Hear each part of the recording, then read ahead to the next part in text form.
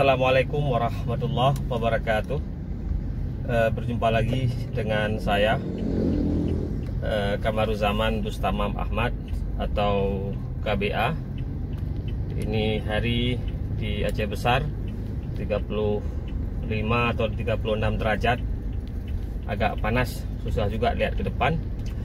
Namun saya akan lanjutkan kelas on the road kita pada hari yang berbahagia ini.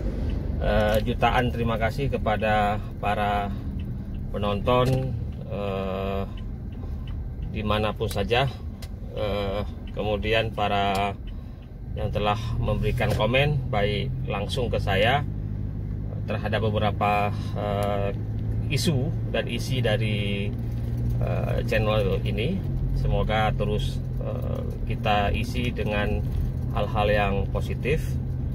Demikian pula kepada mahasiswa, sepertinya untuk semester depan genap 2020-2021 kayaknya harus di kampung, kayaknya, tapi tidak tahu. Semoga ada perubahan karena kampus juga sekarang sedang sepi sekali.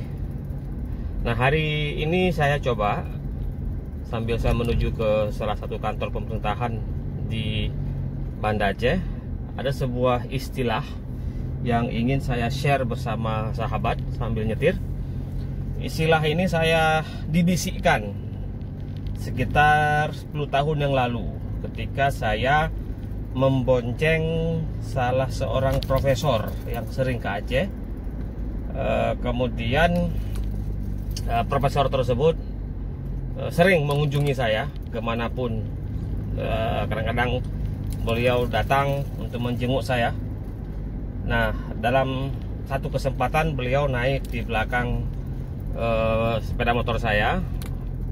Satu kalimat waktu itu beliau ungkapkan kepada saya 10 tahun yang lalu, yaitu membangun orkestra akademik di Aceh.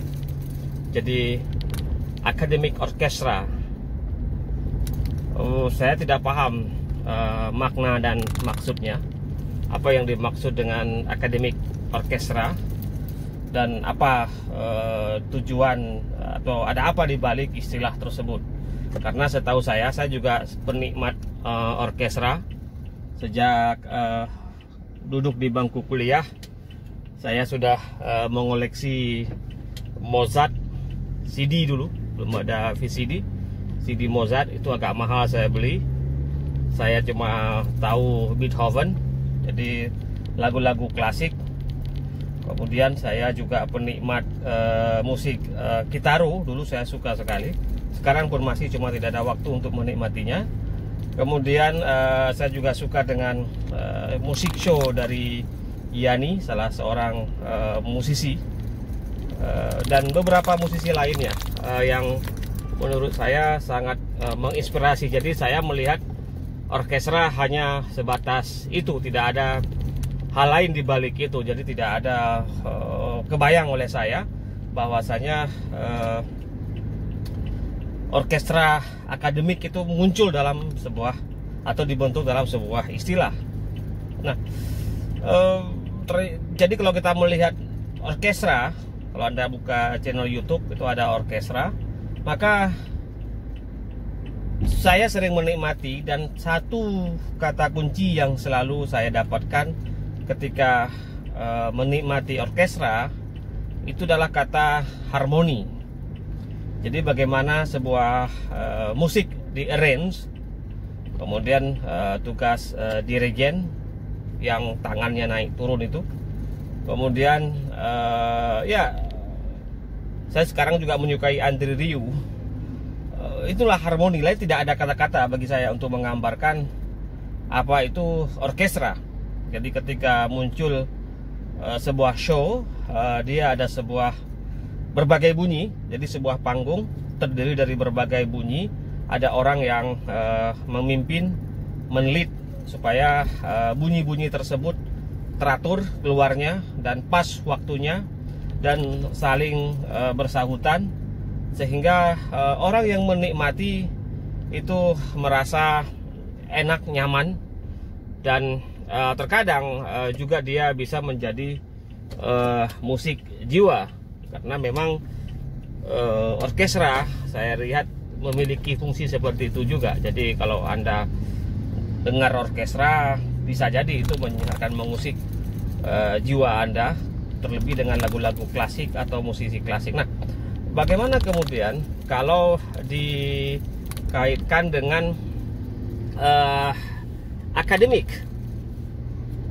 Kenapa sebuah daerah, sebuah negeri, sebuah negara diukur kesuksesan itu dari sisi perkembangan pengetahuan, perkembangan tradisi akademik? Saya pernah tinggal di Yogyakarta selama beberapa tahun, di mana di sana betul-betul tradisi akademik terjaga dengan sangat baik. Jadi saya memahamkan ketika dikatakan orkestra akademik itu ya seperti Jogja lah. Jadi penerbit ada di sana, penulis ada di sana, kampus ada di sana, diskusi tidak pernah dibatasi, orang boleh meluahkan pendapat, ruang berbeda yang dijaga, kemudian berbagai lembaga, center, orang diberikan kebebasan untuk mengungkapkan ya temuan pengetahuannya lah, hasil perenungannya dengan berbagai dinamika. Jadi saya pernah menjadi saksi hidup ketika saya tinggal di Jogja. Jadi ketika Prof dari Jogja ini menyampaikan tentang orkestra akademik, bayangan saya waktu itu adalah di Jogja. Nah, apakah di Aceh itu bisa dibangun misalnya orkestra akademik atau daerah-daerah lain? Karena saya hanya pernah tinggal di Jogja, Kuala Lumpur, Thailand, kemudian di satu kota di Australia, itu di Melbourne. Jadi saya cuma punya bayangan seperti itu. Jadi ketika misalnya saya tinggal di Malaysia dulu, kerja di sana, itu orkestra akademik di kampusnya untuk mengejar jurnal berreputasi. Jadi semua energi, dana, semua orang berlomba-lomba ingin publish dalam jurnal berreputasi di sana, ASI, sedangkan di Indonesia orang bilang Scopus. Nah, orkestra akademik artinya atau akhirnya itu merupakan sebuah irama yang dimainkan oleh seluruh kelompok masyarakat untuk membangun peradaban ilmu. Nah, ini yang ketika saya sudah naikkan pada level peradaban ilmu, maka ya kita siap-siap melihat apakah misalnya Aceh pernah menjadi tempat dari sebuah ya peradaban ilmu. Dan jawabannya iya, Aceh pernah menjadi satu pusat peradaban ilmu yang amat luar biasa. Dan waktu itu orkestra akademik, orkestra ilmu, di sana ada ulama, ada pemimpin, kemudian ada lembaga, dan orang dibiarkan untuk memberikan atau menulis apapun sesuai dengan bidangnya masing-masing. Sehingga Aceh waktu itu pernah menjadi tempat di mana orkestra akademik itu ditabuh pada abad 17 dan 18. Kemudian setelah tsunami, orkestra akademik di Aceh bangkit kembali. Bangkit, saya katakan bangkit, muncul berbagai research centers, lembaga think tank, meskipun sekarang sudah banyak yang berguguran. Kemudian para akademisi sudah mulai berbicara di tempat publik. Mereka juga diundang kemana-mana, akademisi Aceh. Kemudian publikasi semakin meninggi, bahkan guru besar pun semakin banyak lahir di Aceh. Artinya ini adalah sebuah pencapaian yang amat luar biasa setelah 2005, karena waktu itu 2005 damai dan orang sudah mulai menabuh orkestra akademik. Kemudian munculnya penerbit di Aceh. Sekarang yang paling terkenal adalah Bandar Publishing. Kemudian di Darussalam orang berdiskusi apapun masalah dicoba buka ke ruang diskusi, kemudian munculnya ya orang-orang yang mereka yang memiliki kapabilitas untuk mengomentari sebuah masalah. Jadi orkestra akademik di Aceh itu sekarang sudah mengalami kemajuan yang amat pesat dibandingkan sebelumnya. Jadi ketika konflik, jangan coba-coba Anda bawa buku Pang Al-Haidar misalnya, Aceh Bersimbah Darah, Anda akan ditangkap. Tapi setelah konflik, orang sudah bisa membicarakan apapun di Aceh, tetapi ketika irama orkestra akademik ini tidak lagi saya tidak mengatakan rusak, tapi tidak lagi terjadi harmoni, terjadi disharmoni, karena masing-masing ingin mendengarkan musiknya sendiri, ingin mendominasi antara satu sama lain, ingin membenarkan seluruh gendang dia, ingin membenarkan hanya keyboard dia yang betul, kemudian ingin membenarkan hanya biola dia yang enak didengar, ingin membenarkan hanya ya mungkin saksofon dia yang enak dinikmati. Jadi masing-masing pemain orkestra ini tidak lagi terjadi sebuah proses harmoni. Semua ingin mengatakan musik saya yang paling bagus. Jadi, semua ingin mengatakan bahwasanya ciptaan saya yang saya punya talenta yang paling menarik. Jadi orang mengatakan saling sudah mulai PKB dalam bahasa Aceh. PKB itu dalam bahasa Aceh itu PKB itu PKB. Jadi saling musik-musik itu sudah tidak terdengar indah lagi, dan orang sudah mulai jenuh dengan nuansa akademisi. Jadi orang ingin membawa bukan lagi orkestra akademik, tapi yang terjadi adalah orkestra kontestasi ideologi. Orkestra ingin menunjukkan ego struktural. Orkestra untuk saling merendahkan antara satu sama lain. Jadi ketika orkestra ini tidak lagi terdengar dengan nyaring, yang ada adalah sebuah suara hiruk pikuk. Hiruk pikuk artinya tidak enak didengar.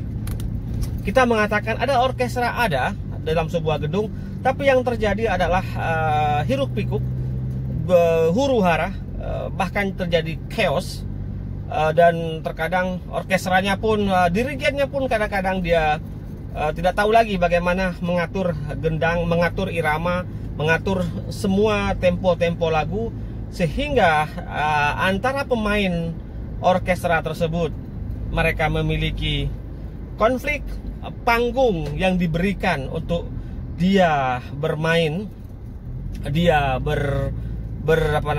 melakukan inovasi pun panggungnya dirusak, penonton pun sudah tidak ada yang beli, dan yang jual karcis pun tidak ada yang mau melakukannya, tidak ada orang yang mau mengatakan ayo masuk nonton orkestra akademik Aceh. Kemudian spanduknya pun dirobohkan.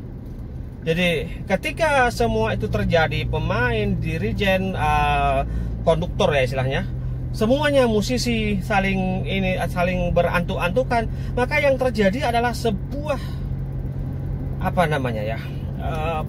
orkestra tersebut menjadi hilang, dan orang tidak tahu kapan dia akan rindu kembali dengan orkestra akademik tersebut. Dan ini mungkin saya hanya ingin mengatakan seperti ini kepada sahabat semua, ketika kita ingin membangun sebuah orkestra akademik, maka marilah semua bunyi, semua irama, semua panggung, semua orang kita berikan fungsinya masing-masing.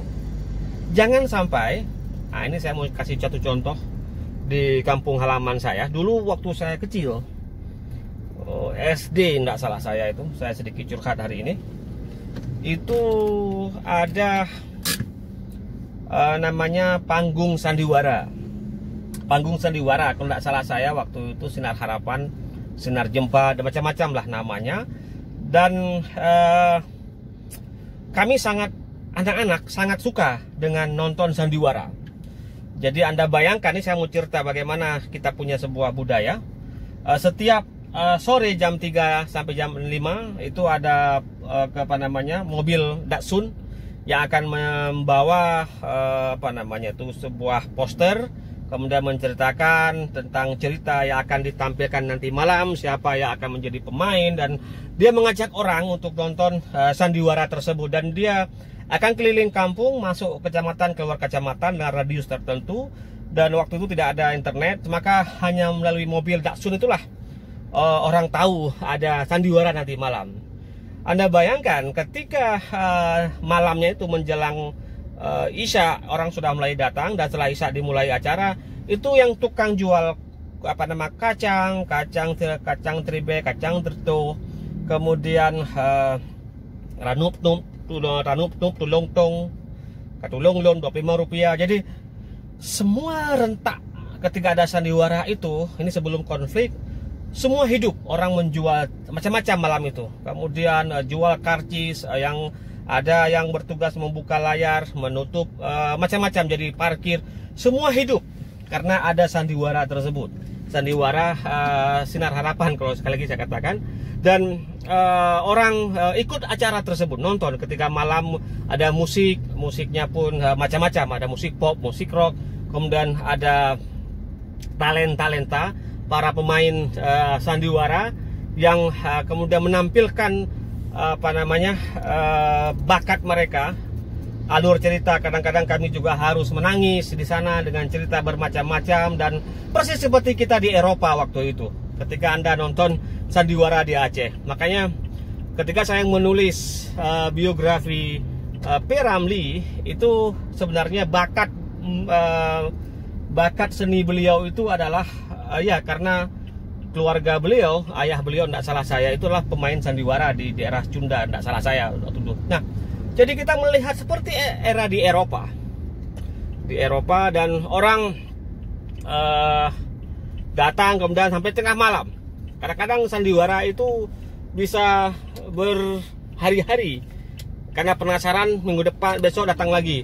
Jadi Anda bayangkan sebuah, ini bukan orkestra kita bicara, seni panggung orang Aceh yang pernah tenar pada tahun 80-an itu, yang kemudian hilang karena konflik, itu menciptakan sebuah gendang, sebuah tabuhan di mana masyarakat betul-betul merasakan kehadiran sebuah seni pentas yang semua orang merasa manfaat di situ.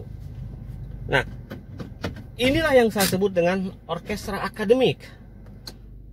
Kalau saya boleh bilang, ini saya sudah sampai di kantor yang mau saya ada rapat. Jadi kalau itu bisa kita bangun kembali orkestra akademik, misalnya katakanlah sebuah sandiwara akademik di Aceh, maka semua orang akan mendapatkan perannya. Semua orang akan mendapatkan fungsinya di sana. Semua orang akan mencari ada keuntungan di sana. Jadi saya rasa inilah pesan yang ingin saya sampaikan ketika kita berbicara tentang orkestra akademik. Kita pernah punya pengalaman membangun sebuah orkestra akademik, dan kita juga pernah punya tokoh apapun. Jadi kalau bicara ilmu di Indonesia, Aceh memang tidak pernah ada di nomor 2, selalu ada di nomor 1. Kita pernah punya penerbit Bulan Bintang, kita pernah punya Allahyarham Ali Hashimi, kemudian kita pernah punya almarhum Profesor Hasbiah Siddiqui, kemudian kita pernah punya para penulis yang legend, kemudian sarjana kita orang Aceh juga tersebar di Jakarta, di Jogja, di Bandung, dan itu menunjukkan bahwasanya kita bisa menjadi pemain, bisa menjadi dirijen, dan kita bisa menciptakan panggung dalam dunia akademik, dalam dunia pengetahuan. Demikian sahabat, sudah 20 menit saya bicara dan sudah sampai di kantor yang mau saya ada rapat. Akhirul kalam, semoga bermanfaat. Terima kasih sudah menonton. Assalamualaikum warahmatullahi wabarakatuh.